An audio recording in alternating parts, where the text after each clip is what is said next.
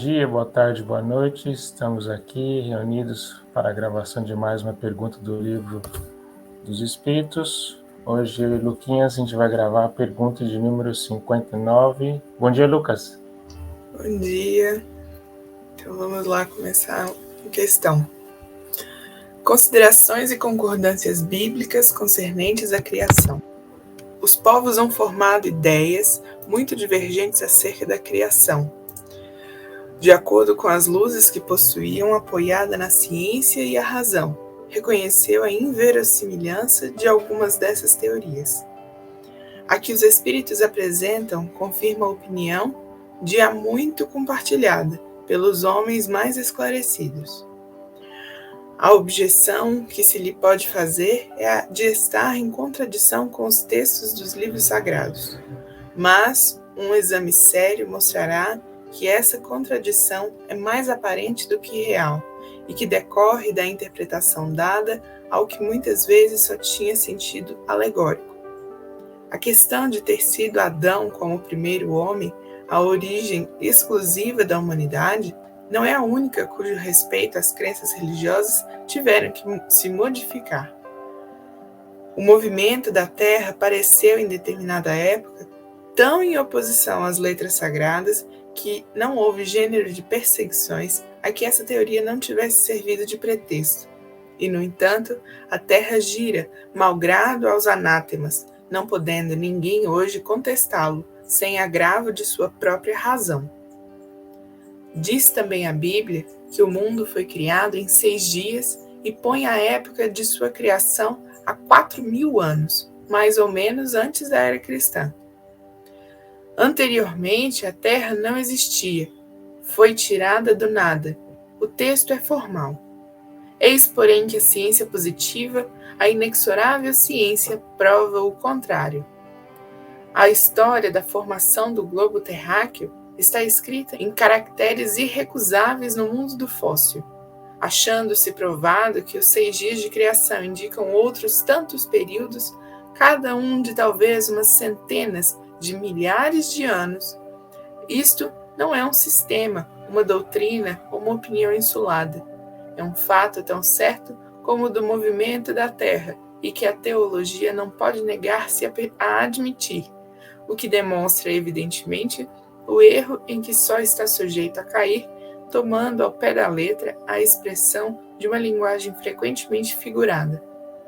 Dar-se-á daí concluir que a Bíblia é um erro? Não. A conclusão a tirar-se é que os homens se equivocaram ao interpretá-lo. Aqui já tem um comentário interessante para fazer. Veja só que Kardec está tomando muito cuidado para não interferir na fé alheia. Mas ele está trazendo que levar a Bíblia ao pé da letra também é um erro. Ela não pode ser tomada ao pé da letra exclusivamente. Então ele vem e mostra para nós fatos comprovados e observados pela ciência de que vão contra o que a Bíblia diz.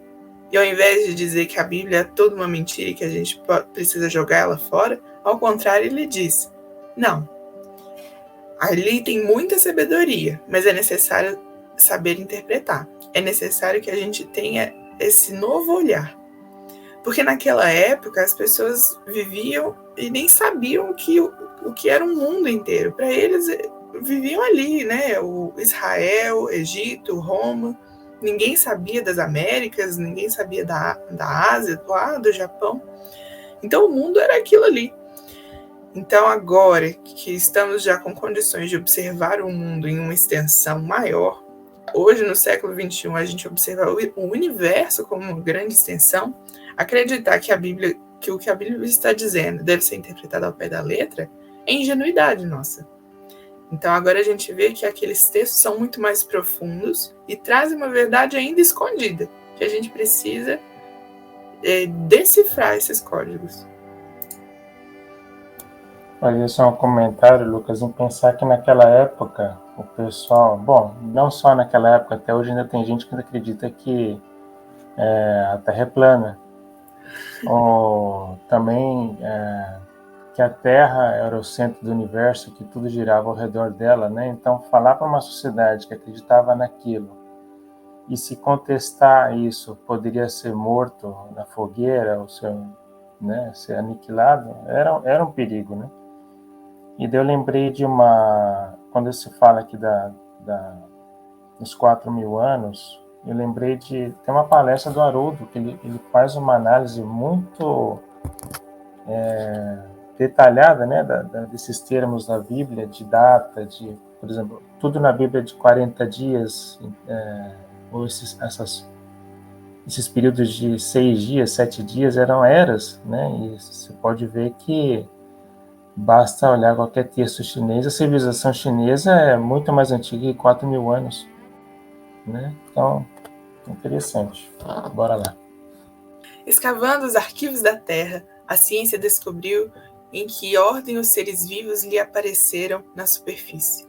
Ordem que está de acordo com o que diz a Gênese, havendo apenas a notar-se a diferença de que essa obra, em vez de executada milagrosamente por Deus em algumas horas, se realizou sempre pela sua vontade, mas conformemente à lei das forças da natureza, em alguns milhões de anos. Ficou sendo Deus, por isso, menor e menos poderoso? Perdeu a sublimidade à sua obra por não ter o prestígio da instantaneidade? Indubitavelmente não. Fora mister fazer-se da divindade bem mesquinha ideia, para não se reconhecer a sua onipotência nas leis eternas que ela estabeleceu para regerem os mundos. A ciência, longe de apoucar a obra divina, nola mostra sob aspecto mais grandioso e mais acorde com as noções que temos do poder e da majestade de Deus, pela razão mesma de ela se haver efetuado sem derrogação das leis da natureza. De acordo, neste ponto, com Moisés, a ciência coloca o homem em último lugar na ordem da criação dos seres vivos. Moisés, porém, indica como sendo o do dilúvio universal, o ano 1654 da formação do mundo, ao passo que a geologia nos aponta o grande cataclismo como anterior ao aparecimento do homem, atendendo a que, até hoje, não se encontrou nas camadas primitivas traço algum de sua presença, nem da dos animais de igual categoria, do ponto de vista físico. Contudo, nada prova que isso já seja possível. Muitas descobertas já fizeram dúvidas a tal respeito. Pode-se dar que, de um momento para outro, se adquira a certeza material da anterioridade da raça humana, e então se reconhecerá que, a esse propósito, como a tantos outros, o texto bíblico encerra uma figura. A questão não está em saber se o cataclismo geológico é o mesmo que assistiu Noé. Ora, o tempo necessário à formação das camadas fósseis não permite confundi-los, e desde que se achem vestígios da existência do homem, antes da grande catástrofe, provado ficará, ou que Adão não nos foi o primeiro homem, ou que a sua criação se perde na noite dos tempos. Contra a evidência, não há raciocínios possíveis. Forçoso será aceitar-se esse fato, como se aceitaram o do movimento da Terra e os 6 períodos de criação. A existência do homem, antes do dilúvio geológico, ainda é com efeito hipotética. Eis aqui, porém, alguma coisa que o é.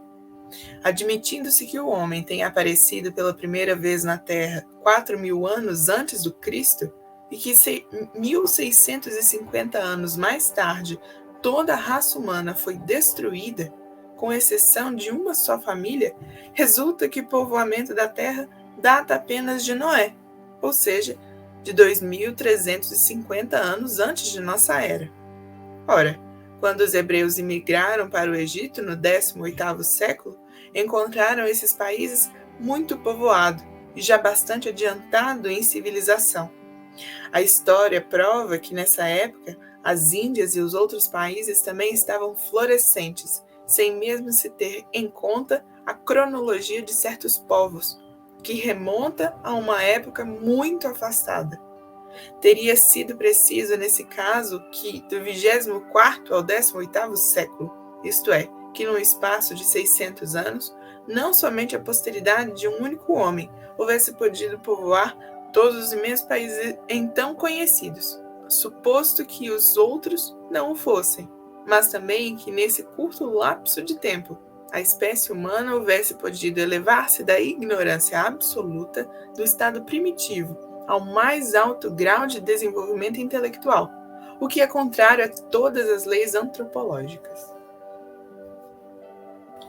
Fazer um comentário. Se a gente faz aquela árvore genealógica, né, da nossa família, a gente vê que a gente tem muitos traços semelhantes, né? E quando ele fala aqui sobre Noé e os hebreus, não tem como duvidar que tem alguns galhos dessa árvore que são bem diferentes do tronco, né? Então, se você olhar os hindus, tem uma característica bem peculiar dos orientais japoneses, né? Então, não tem como a gente duvidar dessa variedade de raça, né? Uma coisa que eu queria comentar um pouco ali atrás, quando ele fala sobre da natureza, milhões de anos, as forças da natureza. Se você parar para pensar, logo na Gênesis, quando ele fala que o filho de Adão e Eva, Caim, migrou para as outras áreas e se esposou, ou seja, naquela parte a gente já tem noção que existiam várias raças ali também já existentes, né? Outro comentário que eu queria fazer da parte geológica tem o carbono 14, né, que já que a gente consegue verificar a idade dos objetos, né? E o mesmo argumento quando a gente escuta as pessoas questionarem sobre o darwinismo. A gente não está minimizando o tamanho, a grandiosidade de Deus quando a gente acredita no darwinismo, na evolução das espécies, né? Eu acho que a beleza, a sabedoria de Deus existe até nisso também. Então não é uma questão de contestar a Bíblia, é um outro ponto de vista. A gente não está de forma alguma criticando, né? Sobre essa questão de diminuir o poder de Deus por pensar que ele não foi capaz de criar tudo instantaneamente, na verdade isso prova o quão mais sábio é a criação.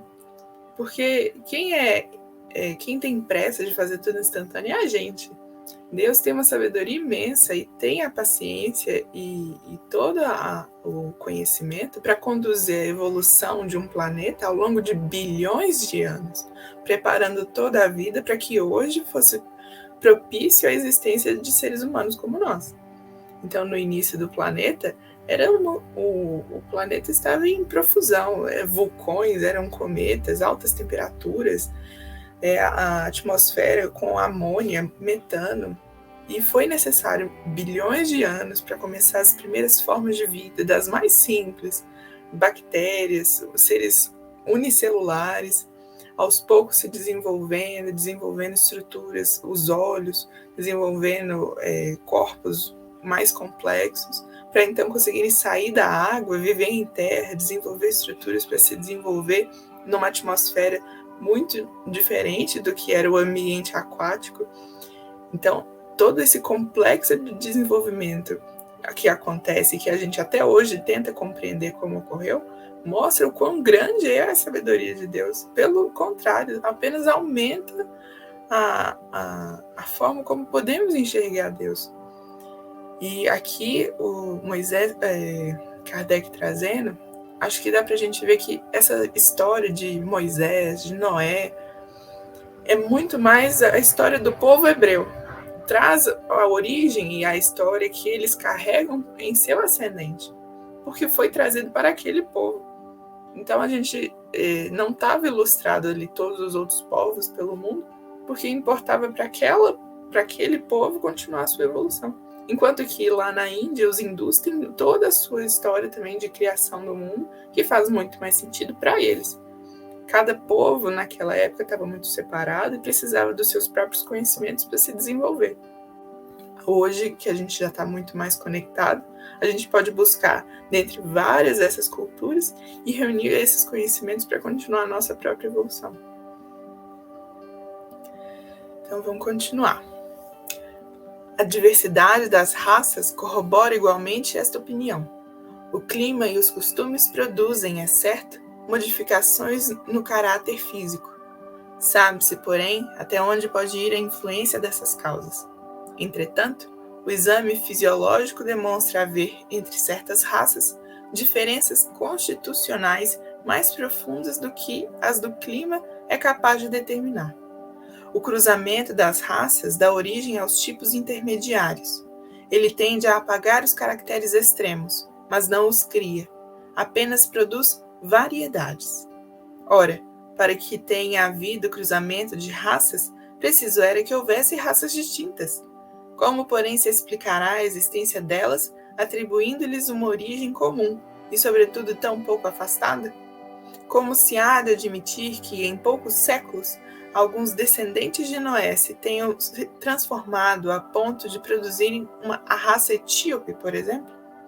Tão pouco admissível é semelhante metamorfose, quanto a hipótese de uma origem comum para o lobo e o cordeiro, para o elefante e o pulgão, para o pássaro e o peixe. Ainda uma vez, nada pode prevalecer contra a evidência dos fatos. Tudo, ao invés, se explica, admitindo-se que a existência do homem é anterior à época em que vulgarmente se pretende que ela começou. Que diversas são as origens que Adão, vivendo há 6.000 anos, tenha povoado uma região ainda desabitada, que o dilúvio de Noé foi uma catástrofe parcial, confundida com um cataclismo geológico, e atendendo-se finalmente na forma alegórica peculiar ao estilo oriental, forma o que se nos depara nos livros sagrados de todos os povos. Isto faz ver o quanto é prudente não lançar levianamente a pecha de falsas doutrinas que podem, cedo ou tarde, como tantas outras, desmentir o que as combatem. As ideias religiosas, longe de perderem alguma coisa, se engrandecem, caminhando de par com a ciência. Esse, o meio único de não apresentarem lado vulnerável ao cepticismo. Olha só que interessante esse finalzinho. Kardec, mais uma vez, incentivando a união da ciência e da religião. Porque se elas andam separadas, a ciência vai continuar presa a esses dogmas, a esses pensamentos ingênuos, enquanto a ciência continua avançando no conhecimento do universo. Unindo o conhecimento do universo que a ciência traz com a religião, que é a busca por Deus, a gente consegue então ter uma compreensão cada vez maior da criação de Deus e de quem nós somos. Entendendo melhor o mundo afora, entendemos melhor quem nos criou e a potencialidade que nós também podemos ser. Então, aqui Kardec traz essa aliança como forma de nos engrandecer como seres, como espíritos, nos tornando cada vez mais sábios. Gostei dessa parte que ele fala sobre o cataclisma geológico ser confundido, né, com uma catástrofe parcial. Se parar para pensar, o que naquele tempo eles tinham conhecimento de globalização? Para eles, uma vila já era deles, eles não tinham às vezes nem conhecimento de outras vilas, né? Então seria muito fácil ver realmente que houve uma catástrofe local e que eles acham que meu mundo acabou e no fim não é. Eu gostei dessa razão que Kardec traz para a gente, né? E é isso, meus queridos. E aqui terminamos mais uma pergunta e voltamos com os próximos itens no próximo vídeo. Fiquem com Deus. Tchau, tchau.